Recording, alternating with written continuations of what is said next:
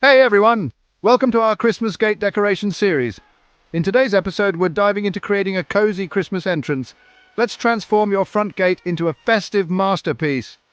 First up, the classic Christmas wreath. Simply hang it right in the center of your gate. It's a timeless touch that instantly says, "Welcome to our holiday home." Next, let's add some fairy lights around the gate frame. These twinkling lights bring a magical glow that's perfect for those cozy winter nights. Just wrap them around and watch your gate come to life. Now, for a pop of color, grab some red and green ribbons, wrap them around the gate bars in a candy cane style. It's a simple yet striking way to embrace the festive spirit. And there you have it, a cozy, welcoming Christmas entrance that's sure to impress your neighbors and guests.